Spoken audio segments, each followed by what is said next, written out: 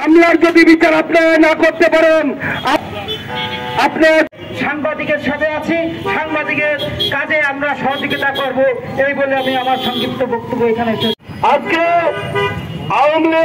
আওয়ামী লীগের যে সকল সন্ত্রাসীরা খুব দায়বদ্ধতা না হলে মানববন্ধন করে না, বিচার চায় না, বিক্ষোভ করে না, দিকদের উপরে হামলা করে, এটা আমার বুঝে আসে না।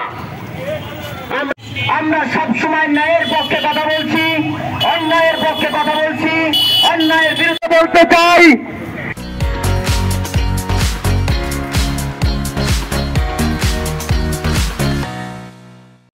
সাংবাদিকদের উপর হামলা, সাংবাদিকদের ক্যামেরা ভেঙে দেয়া, তাদেরকে লাঞ্ছিত করা, এই সমস্ত ঘটনাগুলো একের পর ঘটে যাচ্ছে, কিন্তু প্রশাসন নির্বিকার।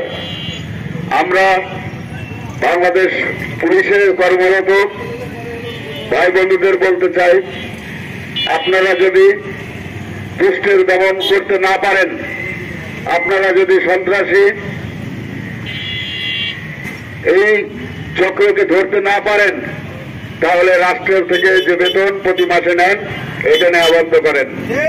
প্রজাতন্ত্রের কর্মচারীদের দেওয়ার টাকায় আপনার চাল, ডাল, তেল, সবজি খেয়ে আপনার রক্ত তৈরি হয়। আপনি কোন দলের লোক না, আপনি কোন বড় ভাইয়ের লোক না, আপনি কোন আপার লোক না, আপনি কোন ভাবির লোক না, আপনি কোন ভাইয়ের লোক না, আপনি প্রজাতন্ত্রের কর্মচারী। সুতরাং এই দেশের মানুষের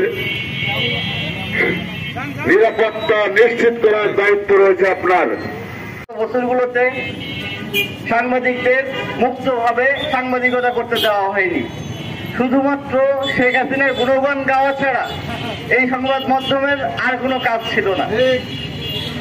সাংবাদিকতা করতে গিয়ে নির্ভীকতার পরিচয় দিয়ে যখনই কোনো সাংবাদিক শেখ হাসিনা এবং তার ওই আওয়ামীদের বিপক্ষে, আওয়ামী দুঃশাসনের বিপক্ষে রিপোর্ট করেছে, তখনই তার উপর খড়গ হস্ত নেমে এসেছে। প্রশাসনিকভাবে এবং বিভিন্নভাবে তার ওই সন্ত্রাসী পান্ডাদের দ্বারা এই সাংবাদিকরা অতীতে অসংখ্যবার নিষ্পেষণের ঘটনা ঘটেছে।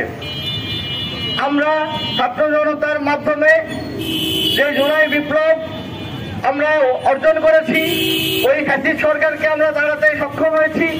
এর পরবর্তীতেও কেন সাংবাদিকদের উপরে হামলা হবে, কেন সাংবাদিকরা মুক্তভাবে কাজ করতে পারবে না, এটা আমাদের কি সংকেত দেয়?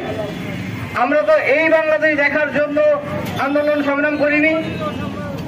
তাই অতি দ্রুত এই আওয়ামী পান্ডা এবং সাংবাদিকতা আমাদের এই জিয়াউল ভাই সহ যারা এই পান্ডাদের হাতে লাঞ্ছিত হয়েছে, তাদেরকে বিচারের আওতায় নিয়ে আসা হোক।